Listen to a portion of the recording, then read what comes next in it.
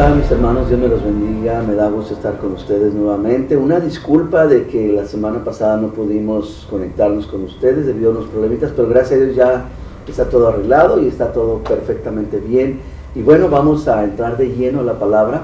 Solamente les quiero mandar un abrazo a cada uno de ustedes, decirles que Dios ha sido bueno con nosotros, sé que también con ustedes, y estamos disfrutando de estos servicios que empezamos poco a poco a tenerlos ya en presencia de nuestros hermanos. Ha sido una bendición, ¿verdad?, estarnos reuniendo con Miami, con Boynton y también con Port St. Lucie. Estamos muy agradecidos con Dios por eso. Pero bueno, los miércoles continuamos todavía de esta manera, aunque ya pronto, primero Dios, vamos también a arrancar los servicios de manera regular. Pero una cosa a la vez, vamos a entrar de lleno a la palabra porque hoy vamos a terminar nuestro estudio de José. Hoy lo vamos a concluir y hay bastante que abarcar, así es que espero me tengan paciencia, reserven ese tiempo para el Señor como debe de ser. Y bueno, yo voy a hacer mi mejor esfuerzo para hacerlo en el tiempo más preciso, pero que no se nos pierda esa esencia de lo que la palabra de Dios nos quiere mostrar. Nos quedamos hace ya algunos días atrás en que el padre de José, Jacob, está enfermo, está muriendo, está en sus últimos momentos y manda a llamar a sus hijos y empieza a darles una palabra. Recuerden que, como lo mencionamos en el estudio anterior, estamos viviendo tiempos patriarcales donde Dios permite y también usa a los padres, a los ancianos, de una manera profética y también de una manera donde sus palabras hacia sus hijos, tanto de bendición como de maldición, tienen autoridad. Ahorita quien tiene la autoridad no son nuestros padres ni nuestros abuelos, quien tiene autoridad es la palabra de Dios. Esta es una figura que nos ayuda a entender de que si los padres, en la época de patriarcal, tenían ese poder para influenciar con sus palabras, para recibir una palabra de Dios o para que Dios respaldara la palabra de ellos. Esto es para que tú y yo tomemos mayor fe en que si en palabras de hombre se cumplieron las cosas, cuánto no más se cumplirán las palabras de Dios, las palabras de Cristo, las palabras que están escritas en la Biblia sobre nuestras vidas. Amén. Así es que vamos a entrar de lleno. Ora conmigo. Padre, te damos gracias por tu palabra. La vamos a recibir con cariño, con gratitud, con mucho respeto, con mucha atención y con mucho cuidado. Gracias por el día que nos diste, gracias porque nos das estos días lluviosos, bendecidos. Gracias por el alimento, el trabajo, por todo. Pero ahora queremos, Señor, concentrarnos en tu palabra. Darle el debido respeto que se merece y toda nuestra atención y nuestro cariño a ella, en Cristo Jesús. Amén, amén. Venga conmigo al versículo 8 del capítulo 49. Hoy vamos a ver el versículo 49, el resto y el 50. Y vean conmigo el versículo 8 y vamos a leer esta profecía. Nos quedamos, la última vez vimos la profecía sobre Simeón y Leví y vimos la gracia de Dios. Bueno, eso estuvo muy bueno. Si no lo han visto, léanlo y también estúdielo junto con nosotros. Vimos este es un ejemplo grandísimo de la gracia de Dios, porque Jacob le dice a Leví: tú no vas a ser poseedor de tierra, tú no te mereces nada, tú vas a ser esparcido porque tienes un corazón muy cruel, muy duro, junto con Simeón. Pero Dios, en su gracia de Simeón y Leví, Dios toma a Leví, va a tomarlo más adelante en su gracia y lo va a convertir en su sacerdocio. A lo peor, y por eso tiene mucho sentido lo que dice Pablo, lo vil, lo menospreciado, lo peor, la lacra del mundo, es la que Dios utiliza para avergonzar y para hacer instrumento en sus manos. Y es lo que hizo con Leví. Pero ahora vamos a ver a Judá, quien también fue un hombre terrible, pero que durante este estudio, en estos años, pudimos ver, años de vida de Judá, cómo Dios va procesando a este hombre, cómo Dios va moldeándolo. Recuerden que Judá fue un hombre que se apartó después de haber vendido a José. Su conciencia, su amargura, su condición no puede soportar vivir esta situación que él provocó, y se aparta de su familia y comete uno también de los terribles pecados, ¿verdad? Buscar una prostituta que consideraban que eran parte del culto, del rito de los cananeos, aprovechándose de esa fe y de esa moral para satisfacer sus instintos, y resulta ser su nuera. Y ustedes conocen la historia. Vamos a leer ahora qué es lo que Jacob le va a decir a este hombre Judá, y vamos a ver qué es lo que el Señor tiene preparado para él. Dice así la Escritura: Judá, te alabarán tus hermanos, tu mano en la cerviz de tus enemigos. Los hijos de tu padre se inclinarán a ti. Escuchen esto: los hijos de tu padre se inclinarán a ti. Cachorro de león, Judá, de la presa subiste, hijo mío. Se encorvó, se echó como león, así como león viejo. ¿Quién lo despertará? Miren, hermanos, esta parte es tremenda, porque recuerden que Dios había dado unos sueños a José de que sus 11 hermanos se postrarían delante de él. Tuvo otro sueño donde él ve que el sol, la luna y las estrellas se rinden delante de José.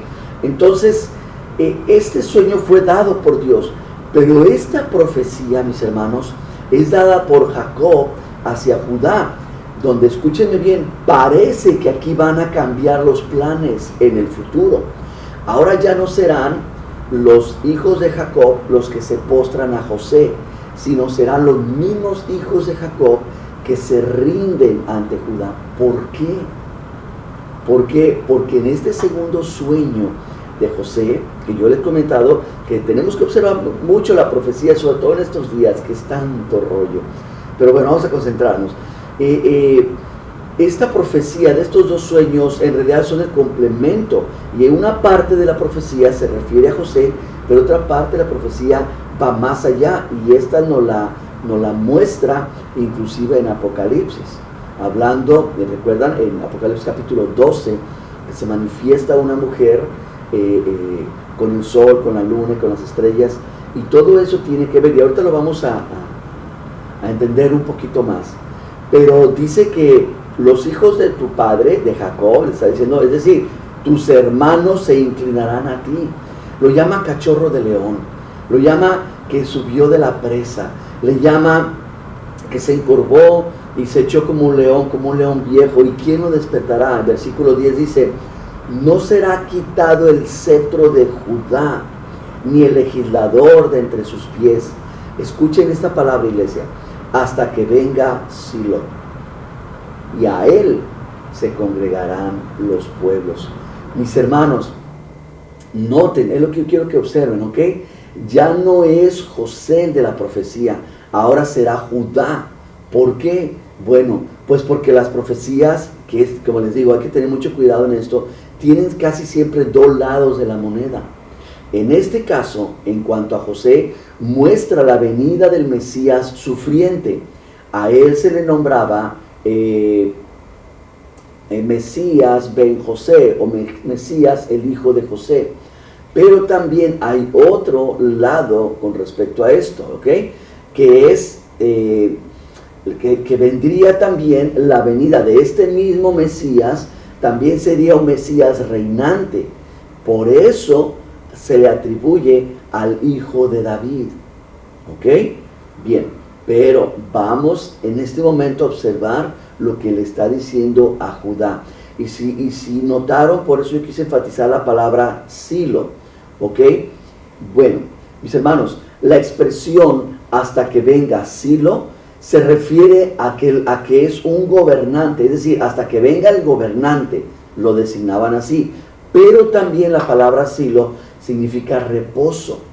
La palabra Silo significa tranquilidad.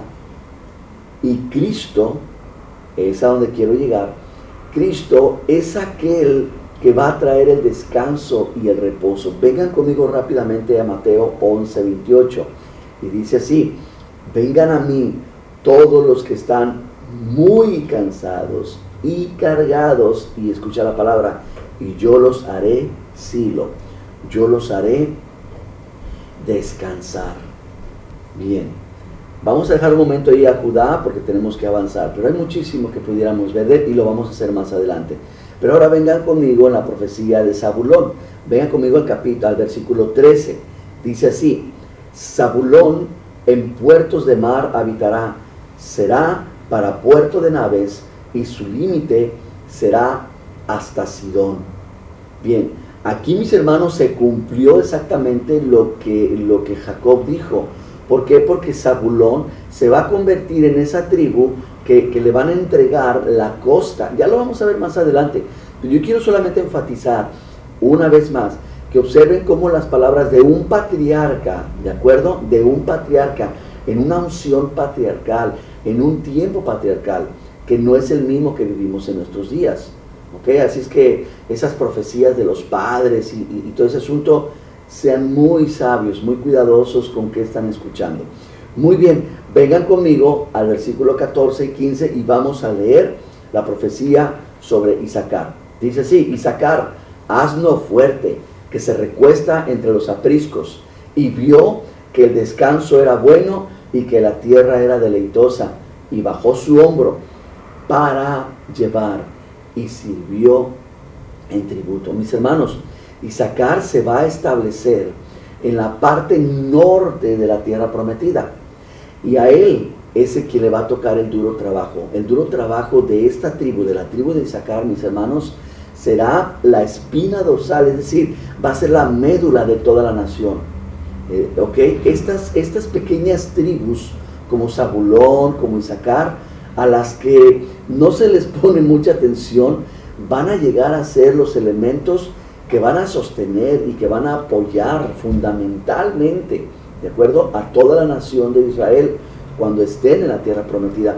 Van a ser la nación dura y trabajadora, a pesar de que sean pequeñas. Vengan conmigo a la profecía de Dan, versículos 16 al 18. Dice: Dan juzgará a su pueblo como una de las tribus de Israel. Será Dan serpiente junto al camino, será víbora junto a la senda que muerde los talones del caballo y hace caer hacia atrás al jinete. Tu salvación esperé, oh Jehová. Mis hermanos, esta profecía sobre Dan será porque él va a ser una de las tribus que va a llevar, óiganlo bien, la iniciativa a una rebelión. Pero eso lo vamos a ver un poquito más adelante en nuestro estudio, ¿ok? Solamente vamos a ver eso, pero está tremendo. Una vez más, vuelvo a enfatizar, estas palabras de Jacob, su padre, se van a hacer una realidad en exactitud. Mis hermanos, si ustedes son de aquellos que andan ahí curioseando con las profecías de Nostradamus, o de papá yo que sé, o de ese asunto, hermanos, la escritura es muy clara. No hay mejor ni más segura palabra profética que la palabra de Dios. Y lo vamos a comprobar.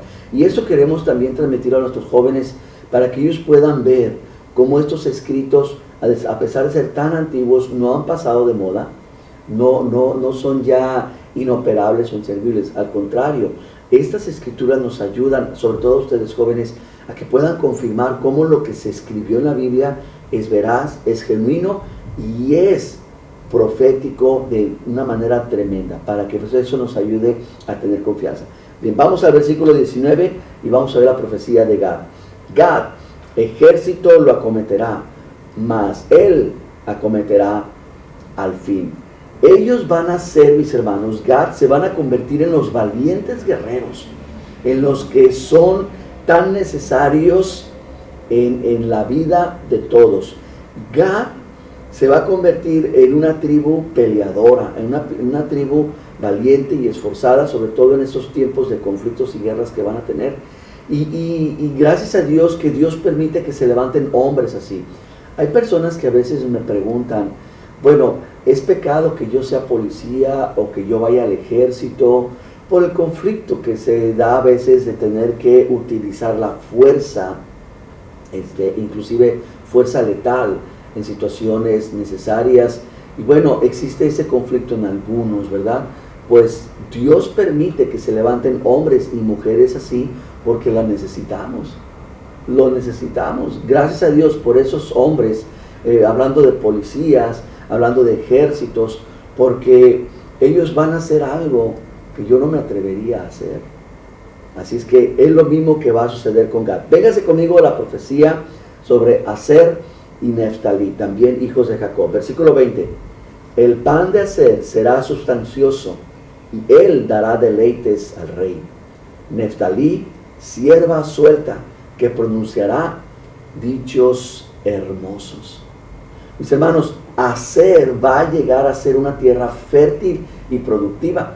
Y en cuanto a Neftalí, Neftalí va a ser una zona, fíjese qué curioso, una zona montañosa, donde se va a convertir en un asunto fácil el tránsito, el transporte, la comunicación de un lugar a otro, a pesar de ser montañoso, y vamos a observar el por qué, porque normalmente pensamos que la llanura o la planicie o lo que es recto es lo más fácil de comunicar, pero en este caso no, va a ser algo opuesto en esa situación. Por ejemplo, en el libro de los jueces, Débora, la juez, en un cántico de victoria, ella les va a recordar esta situación que se está mencionando y pues lo arriesgado que es estar viviendo en esos tiempos. Pero lo vamos a ver más adelante. Ahora vamos también a la profecía de José. Vamos a ver qué es lo que él le dice, porque él le vuelve a dar una palabra a José, aparte que le da a sus hijos. Y miren lo que dice de él. Rama fructífera es José, rama fructífera junto a una fuente cuyos vástagos se extienden sobre el muro. Le causaron amargura, le asaetearon y le aborrecieron los arqueros, mas su arco se mantuvo poderoso y los brazos de sus manos se fortalecieron por las manos del fuerte de Jacob. Aquí me quiero detener un momentito. La palabra que utiliza el fuerte de Jacob es un nombre personal que se le da a Dios. En el hebreo sería Abir Jacob. Y esto, mis hermanos, él está haciendo referencia de cómo su Dios ha sido un Dios fuerte que le ha sostenido y le ha mantenido. Ahorita lo vemos, pero lea conmigo el versículo 25. Por el Dios de tu Padre, el cual te ayudará, por el Dios omnipotente, el cual te bendecirá con bendiciones de los cielos de arriba, con bendiciones del abismo que está abajo y con bendiciones de los pechos y del vientre. Las bendiciones de tu Padre fueron mayores que las bendiciones de mis progenitores. Hasta el término de los collados eternos serán sobre la cabeza de José y sobre la frente del que fue apartado de entre sus hermanos. Muy bien, mis hermanos. Esta profecía que está dando a José también está incluyendo obviamente a su descendencia. Y recuerden, en este caso los hijos de José serán colocados en el territorio que ahora conocemos en la época bíblica, en el tiempo de Cristo, como Samaria. ¿Okay? En la época de Cristo se va a hacer ese terreno, esa área considerado como el territorio de los gentiles. Bien, pero también por otro lado, Efraín, que recuerden, es el hijo de José. Efraín va a llevar lamentablemente a Israel a la idolatría. Vamos a ver en la época de los reyes, que ya no nos falta tanto, a uno de los reyes, que es Jeroboam. Jeroboam va a liderar, en primer lugar, la rebelión y va a colocar a 2 becerros de oro en las fronteras entre Israel y Judá, y lo que va a hacer, va a ser la persona quien va a dividir la nación. Y también lo que él va a hacer es que se va a proclamar como el rey de Israel, y bueno, pues él vendrá de la tribu de Efraín. Jeroboam va a venir de esta tribu, de la descendencia de Efraín, y por ese motivo Jacob, cuando está a punto de morir, les exhortaba a volver al Dios de sus padres. Por eso pareciera, y yo quiero que ustedes consideren estar ahí en ese momento. Permítanme leerlo una vez más, para que ustedes, ahora que lo volvamos a leer, ustedes traten de estar con ellos. Están junto a estos 11 hijos, junto a los nietos de Jacob, que ya los adoptó como sus hijos, y dicen: ¿será que nuestro padre está medio mal? ¿Qué le está pasando? ¿Está alucinando? ¿Por qué dice palabras en un sentido muy poéticas, pero en otro como que fuera de contexto. Les voy a leer el versículo 25 en adelante. Por el Dios de tu Padre, el cual te ayudará, por el Dios omnipotente, el cual te bendecirá con bendiciones de los cielos de arriba, con bendiciones también del abismo que está abajo, y con bendiciones de los pechos y del vientre. Y mira el 26. Las bendiciones de tu Padre fueron mayores que las bendiciones de mis progenitores. Hasta el término de los collados eternos serán sobre la cabeza de José y sobre la frente del que fue apartado de entre tus hermanos. Y ustedes observen esa profecía, léanla con detalle y van a observar cómo Jacob les está instando a que se vuelvan a él. ¿Por qué? Porque dentro de la palabra que está mencionando Jacob, obviamente está vislumbrándose una división en este reino que va a haber, y lamentablemente de los descendientes de Efraín, que viene siendo a su vez de los descendientes de José, va a venir esta situación tan difícil. Pero bueno, vamos a avanzar. Vamos a ver ahora la profecía de Benjamín, el más pequeño, ¿ok? El más inocente, ¿recuerdan? El que menos tuvo que ver en esta situación con José, con sus hermanos, pero vamos a ver qué es lo que va a hacer de él. Venga conmigo al 27. Benjamín es lobo arrebatador. A la mañana comerá la presa y a la tarde repartirá los despojos. Mis hermanos, es muy fuerte lo que le dice a Benjamín, pero esta es la situación. Benjamín estaba muy apegado a Judá, estaba bastante apegado. Al tener la pérdida de José, bueno, Benjamín fue acobijado por Judá, tanto que Judá estuvo dispuesto a entregarse a él, el tomar el lugar, la vida de Judá por la vida de Benjamín, en el caso de que necesitaba ser traído a Egipto. Bueno, tanto es esto que cuando se vaya a dividir este reino, Benjamín será la única tribu que se quede en la casa de David. Es decir, vamos a ver en el futuro cómo este reino después de Salomón se rompe, se quebranta y se divide en dos reinos, el reino del norte y el reino de Judá, que viene siendo el reino de Israel, que posteriormente será lo que conocemos como la Samaria. Por eso va a haber ese conflicto entre judíos y samaritanos. Pero lo interesante es que Benjamín, los descendientes de Benjamín, van a seguir siendo muy afines a esa cercanía con Judá, y ellos van a tomar ese reino y van a sostenerlo, siendo la tribu de Judá y de Benjamín los que sigan conservando ese reino genuino, por decirlo de esa manera. Pero vea conmigo el versículo 28.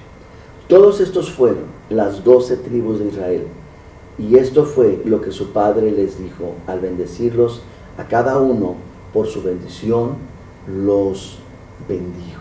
Mis hermanos, esas fueron las profecías que Jacob da a sus hijos. Ahora, unas profecías están basadas en sus personalidades y otras en su descendencia. Es decir, unas están basadas en el corazón de ellos, pero otra va a ser en la descendencia, en el corazón de la descendencia de ellos.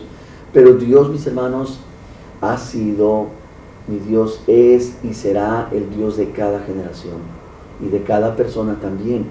Dios, mis hermanos, trató de manera muy personal con cada generación, y también lo está haciendo con nuestra generación. En lo personal, mis hermanos, yo descanso, he aprendido a descansar en el Señor, porque sé que mi Dios va a tratar con la generación de mis hijos, y así como mi Dios tuvo misericordia de mí, también tendrá misericordia de ellos, pues es un Dios misericordioso, y también con ustedes, mis hermanos. Así es que descansemos en esa situación. Vengan conmigo al versículo 29 para que podamos avanzar. Les mandó luego y les dijo: yo voy a ser reunido con mi pueblo, sepúltenme con mis padres en la cueva que está en el campo de Efrón el Eteo, en la cueva que está en el campo de Macpela, al oriente de Mamre, en la tierra de Canaán, la cual compró Abraham con el mismo campo de Efrón el Eteo, para heredad de sepultura. dice el versículo 31, allí sepultaron a Abraham, a Sara, su mujer, y también ahí sepultaron a Isaac y a Rebeca, su mujer. Allí también sepulté yo a Lea. Póngale mucha atención a esto. Fue sepultado Abraham, Sara, Isaac y Rebeca, y yo sepulté a Lea. La compra del campo y de la cueva que está en él fue de los hijos de Ed. Mis hermanos, la muerte de Jacob no era el final. Él iba a reunirse con su pueblo. Observen sus palabras que dice, yo me voy a reunir con mi pueblo. Él quería estar seguro de estar en aquella tierra hasta el día en que él pudiera ser resucitado. Y es algo bien tremendo. Este es un acto, por eso decimos que Jacob fue perfeccionado en los últimos días de su vida. Y es porque podemos ver cómo la vida de este hombre ahora se convierte en una vida de fe. Aunque lamentablemente, ¿verdad?, fueron sus últimos días, pero fueron los últimos días donde vemos cómo Jacob es un hombre que cree plenamente en el Señor. Y él tiene la fe de estar en ello. Déjeme le leo el 33 para continuar. Dice, y cuando acabó Jacob de dar mandamientos a sus hijos, encogió sus pies en la cama y expiró y fue reunido con sus padres. Vamos a recapitular. Déjeme recapitularle porque eso es importante. Déjenme recapitulo rápidamente esta vida de Jacob. Jacob, si recuerdan, nació agarrado del talón de su hermano. Fue llamado suplantador por eso mismo. También Jacob, él en su juventud se aferró a todo lo que pudo. Quiso ser siempre el primero. Y también se valió de sus propias fuerzas y sus propias capacidades. Él se convirtió en un hombre autosuficiente, en un hombre obstinado y también en un hombre presumido. Pero también llegó a ser agresivo, despreciable, e inclusive también llegó a ser un hombre vil. Esto es lo que aconteció en su vida, en su juventud. Recuerden, en Peniel, Dios le dejó cojo, ¿recuerdan? Que le toca y le descoyunta. Tuvo que quebrantarlo, mis hermanos, para poder poseerlo. Desde allí, Jacob tuvo que andar cojeando, apoyado ¿en qué? En su bastón. Y poco antes de su muerte, estaba sentado, lo acabamos de leer, sentado apoyado en su bastón. Y ahora dice que pone de nuevo los pies en la cama y se acuesta para morir. Es decir, concluyó su existencia, mis hermanos, con un acto de fe, esperando, como les digo, el día en que fuera resucitado, el día en que el Señor lo llame y sea levantado junto con la resurrección de todos, ¿verdad? Los que duermen en el Señor, en aquella tierra, ¿verdad? Y él dijo, quiero estar allá con mi familia. Esto es de acuerdo a la promesa que Dios hace, que nos dice, por ejemplo, en Hebreos 11:21 y 11:13. Vamos a leerlos, ¿ok? Lea conmigo. Dice el versículo 21 de Hebreos, dice, por la fe, escuchen las palabras con las que se describe a Jacob. Jacob, al morir, bendijo a cada uno de los hijos de José, y miren, adoró, y miren cómo el escritor de Hebreos le da énfasis en esto, apoyado sobre el extremo de su bordón, es decir, sobre su bastón. Venga conmigo al versículo 13. Todos estos murieron en fe, sin haber recibido las promesas, pero habiéndolas visto y aceptado con gusto desde lejos, confesando que eran, fíjense, extranjeros y peregrinos sobre la tierra. Muy bien, venga conmigo otra vez al capítulo ahora 50 del libro de Génesis. Y hasta aquí vamos a dejar la vida de Jacob. Y bueno, ahora tenemos que concluir con la vida de José. Versículo 1 dice, entonces se echó José sobre el rostro de su padre y lloró sobre él y lo besó. Y mandó José a sus siervos, los médicos, que embalsamaran a su padre, y los médicos embalsamaron a Israel y le cumplieron 40 días. Observe eso, 40 días, porque así cumplían los días de los embalsamados. Y lo lloraron los egipcios, fíjese cuánto, 70 días, ¿ok? Mis hermanos, los egipcios eran expertos en embalsamar. Todavía, fíjese, no se sabe la técnica que utilizaban, cómo le hacían, pero Eso es tremendo porque yo no sé si ustedes lo habían observado de esta manera. El cuerpo de Jacob fue convertido en una momia. El cuerpo de Jacob. Acaban de encontrar no hace mucho un montón de sarcófagos de ataúdes egipcios. Y destaparon uno, yo no sé si ustedes tuvieron la oportunidad de verlo, y se ve cómo está momificado, pero algo bien interesante. Ellos trataban de dibujar la expresión de la momia esa, y la dibujaban sobre la cara, sobre las vendas, o como le llamen, de la momia. Hermanos, así dejaron a Jacob. Jacob se quedó así. Su cuerpo fue hecho una momia, pero su espíritu volvió a Dios. Mis hermanos, y esto es algo que yo quiero enfatizar también. ¿Por qué? Porque la esperanza del creyente, de nosotros, tu esperanza y la mía, es celestial. Nosotros creemos que vamos a ser o arrebatados con Él en el cielo para ser llevados a su reino, o resucitados en la resurrección. Hay dos esperanzas basadas en la Biblia: la resurrección y el arrebatamiento, y ambas son tremendas. Venga conmigo al versículo 4 para ver qué está pasando con esa situación de Jacob. Y pasados los días de su luto, habló José a los de la casa de Faraón. ¿A quién habló? A los de la casa de Faraón. Al Faraón, a los gobernantes, a todos los que estaban ahí, y le dijo lo siguiente: si he hallado ahora gracia en sus ojos, les ruego que hablen en oídos de Faraón, diciendo: mi padre me hizo jurar, diciendo: he aquí voy a morir en el sepulcro que cavé para mí en la tierra de Canaán, allí quiero que me sepulten. Ruego pues que vaya yo ahora y sepulte a mi padre, y volveré. Y Faraón dijo: ve, sepulta a tu padre como él te hizo jurar. Entonces José subió para sepultar a su padre, y subieron con él todos los siervos de Faraón. Miren quiénes subieron, José va a trasladarse a Canaán, y miren quiénes lo van a acompañar. Subió para sepultar a su padre, y subieron con él todos los siervos de Faraón, los ancianos de su casa, de José, y todos los ancianos también de la tierra de Egipto, y toda la casa de José, y sus hermanos, y la casa de su padre. Solamente dejaron en la tierra de José los niños, las ovejas y las vacas. Hermanos, esta es la procesión fúnebre más larga registrada en la historia. Miren, la distancia entre Egipto y Canaán son como 850 kilómetros. Ahora, se cree que uno tiene la capacidad de caminar, si es plano, ¿ok? Uno puede llegar a caminar hasta 40 kilómetros por día, ¿ok? Bien, pero cuando hay montañas, subidas, bajadas, etcétera, y sobre todo que están con carga, no es lo mismo.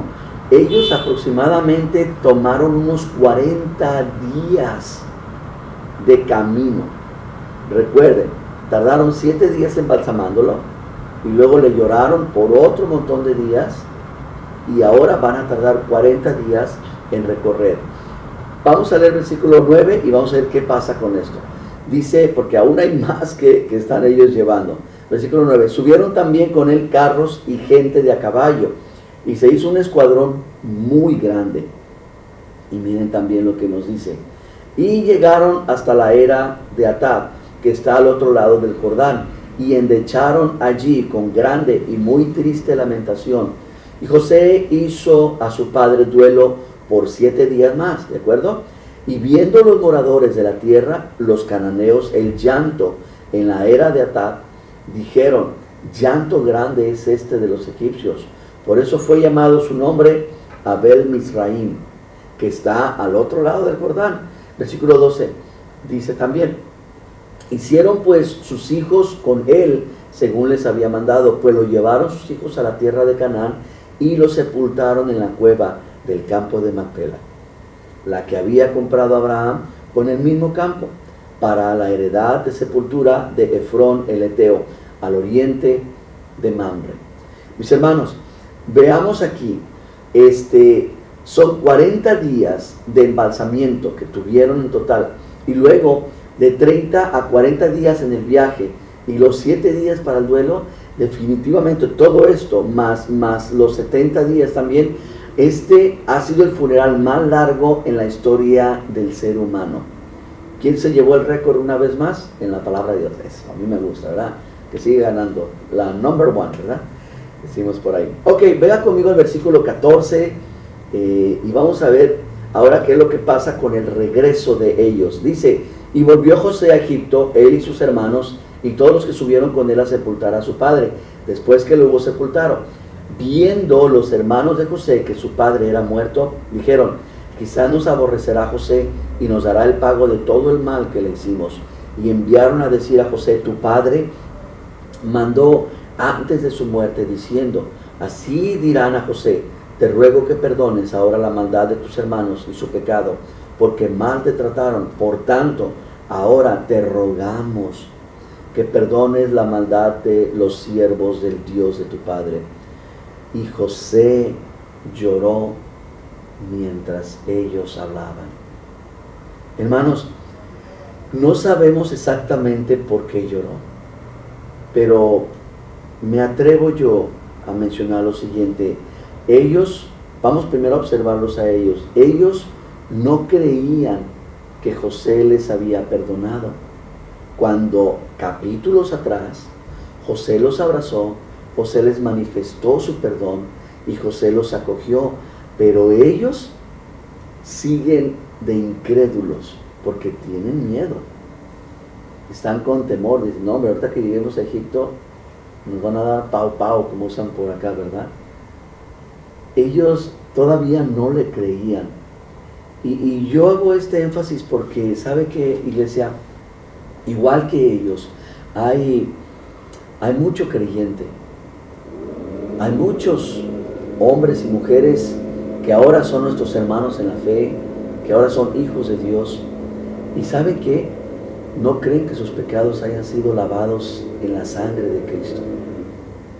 Sí creen que Dios les ha aceptado de alguna manera, sí creen que Dios ha disculpado sus errores, sus fracasos, sus caídas, pero les cuesta muchísimo trabajo creer que nuestros pecados no solamente son perdonados, sino que hemos sido lavados en la sangre de Jesucristo. Y esto, mis hermanos, va a dar como resultado el mal usar la sangre de Cristo. Nosotros firmemente creemos que la sangre de Cristo no es una cera, ¿verdad?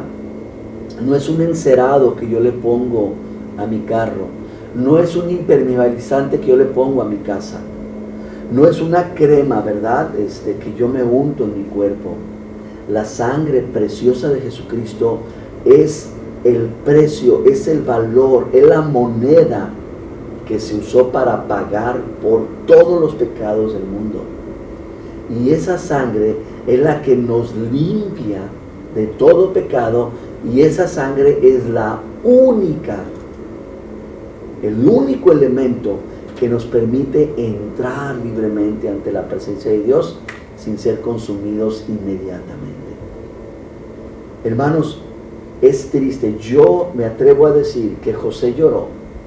Sí, porque obviamente fue un tiempo difícil el que vivió José, pero creo que José también lloró porque él puede ver que sus hermanos, después de José haberles mostrado misericordia, gracia, favor, de recibirlos en su casa, de sentarlos a su mesa, de haberlos abrazado, de haberlos besado, que todavía no le crean. Yo creo, mis hermanos, que el Señor Jesucristo muchas veces puede sentirse mal, puede dolerse cuando tú y yo permanecemos en incredulidad, y sobre todo en este punto en el que somos perdonados, lavados y limpiados por nuestro Señor. Venga conmigo al versículo 18 porque el tiempo apremia. Dice así: vinieron también sus hermanos y se postraron delante de él y dijeron, henos aquí por siervos tuyos. Y él les respondió, no teman, ¿acaso estoy yo en lugar de Dios? Miren, observen las palabras de José. Ustedes pensaron mal contra mí, mas Dios lo encaminó para bien, para hacer lo que vemos hoy. para mantener en vida a mucho pueblo. Ahora pues, no tengan miedo. Yo los sustentaré a ustedes y a sus hijos. Así los consoló. Fíjense, él tuvo que consolarlos una vez más y les habló al corazón. 22. Y habitó José en Egipto, él y la casa de su padre. Y vivió José, fíjese cuánto, iglesia, 110 años. Y vivió José y los hijos de Efraín hasta la tercera generación. También los hijos de Maquir, hijo de Manasés, fueron criados sobre las rodillas de José. Qué tremendo, mis hermanos. Esto es increíble. Dios, mis hermanos, tiene planes de un alcance tan largo, tan grande, que ni tú ni yo podemos apreciar ni tener la más mínima idea. Estamos nosotros, hermanos, incapacitados para encontrar algún significado o sentido a ciertos problemas. Y tenemos que entender, por eso hemos compartido que básicamente podemos dividir el sufrimiento en tres etapas, en tres áreas.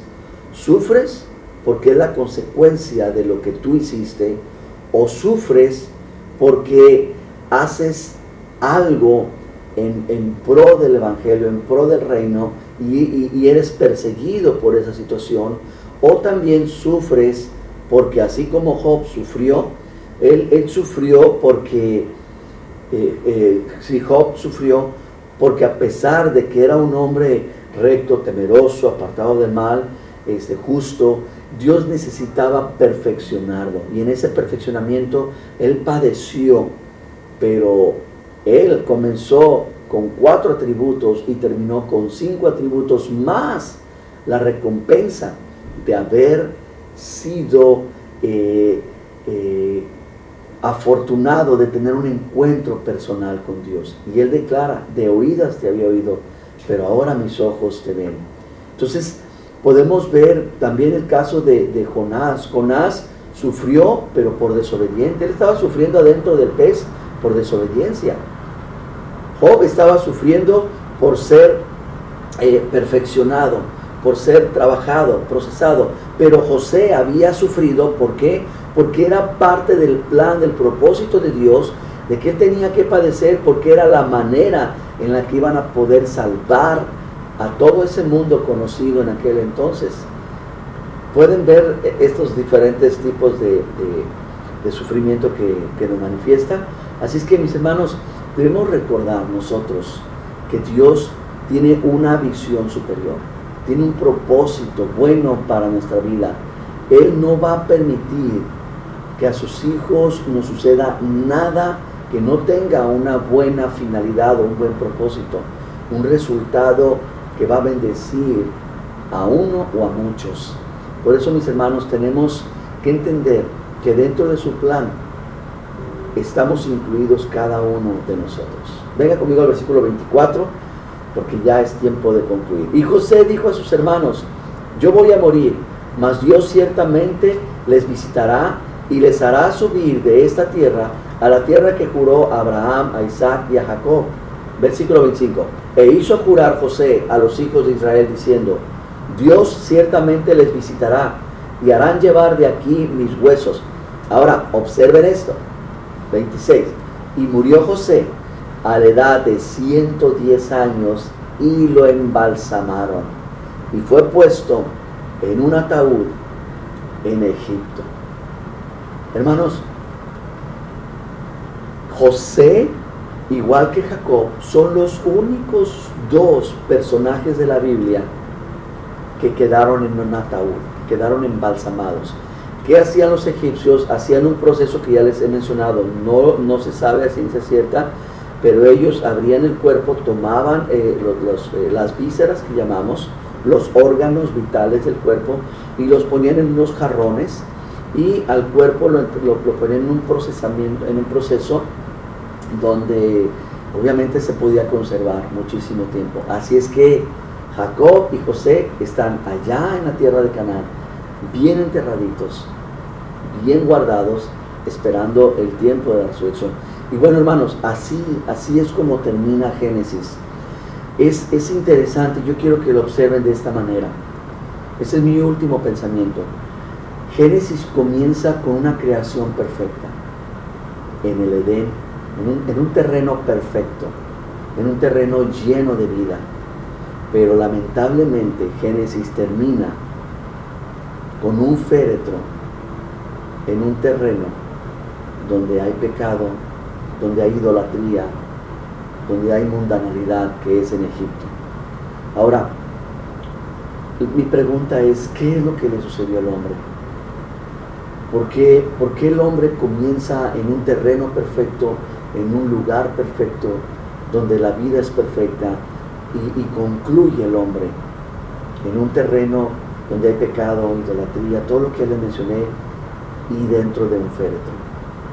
Adán fue introducido a un Edén y José fue introducido a un féretro. ¿Por qué? Porque obviamente, mis hermanos, el pecado se había introducido en la creación de Dios.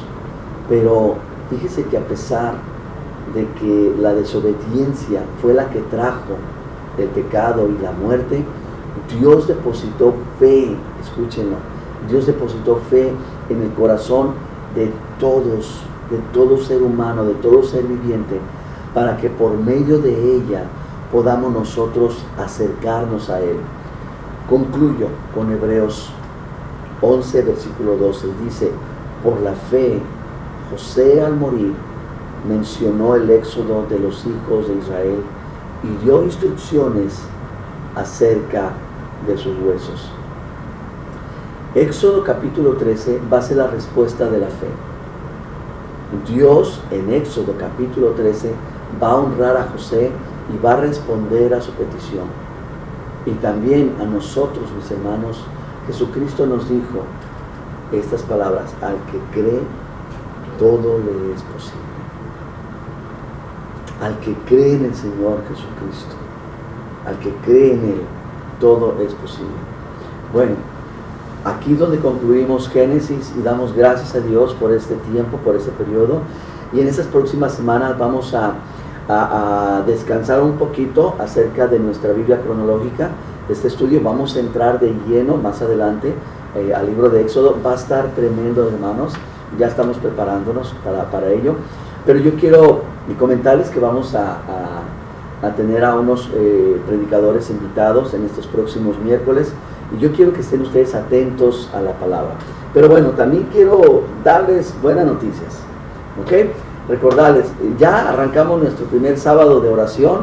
Gracias a Dios, llegué un poquito tarde, pero ya no vuelve a suceder. Pero vamos a estar aquí en punto a las 7 de la mañana orando, intercediendo y pidiendo al Señor la necesidad de las peticiones que hay, pero sobre todo pasando un buen tiempo con el Señor. Les invitamos, si tú no trabajas el sábado, si estás en el área, se acerca, vénganse, ¿verdad? Aquí no ocupan hacer reservación y sacar cita, no, vénganse, ¿verdad? Para eso sí hay bastante espacio. Y bueno, voy a inclusive hacer esto, voy a compartir la dirección en la sección de textos para que ustedes puedan acompañarnos. También mis hermanos, ya gracias a Dios arrancamos nuestro primer culto de Miami y estuvo precioso. Fue una bendición verles a ustedes y bueno, queremos seguirles viendo, así es que este próximo domingo a las 11 de la mañana vamos a estar aquí con Miami y a las 6 de la tarde también con nuestros hermanos de Boynton. Pero sobre todo yo quiero pedirles que empiecen a correr la voz, empiecen a anunciarle a los hermanos, a la congregación, empiecen a decir uno al otro, ¿no? En noviembre abrimos ya las puertas del auditorio y las 3 congregaciones nos vamos a estar reuniendo ya por fin en el auditorio. Ya no van a ocupar que el pastor puedo ir este domingo y todo ese rollo. Gracias a Dios lo vamos a hacer a un lado. Doy gracias a Dios por eso, porque no me siento cómodo, ¿verdad? Andarles diciendo, oh no vengas este domingo, no vengas este otro. No, quiero verles a todos y quiero decirles eso. Son muy buenas noticias, estamos agradecidos con Dios. Doy gracias a Dios por cada uno de ustedes, iglesia, porque a pesar, ¿no?, de que como humanos fallamos, caemos, nos distraemos, a veces nos perdemos por ahí, Dios siempre en su amor y en su misericordia nos atrae nuevamente. Y bueno, gracias a Dios que ha guardado sus vidas, gracias a Dios que los ha usado y los seguirá usando en cada una de las áreas. Sigan siendo fieles al Señor, sigan permaneciendo firmes en su voluntad, pero también, como lo hemos aprendido, en lo que nos hemos comprometido al Señor, sigamos siendo de un corazón firme y de un corazón decidido a obedecer y a servir al Señor. Les mando un abrazo a cada uno de ustedes. Dios me los bendiga y nos vemos este sábado y este domingo. Bendiciones para todos.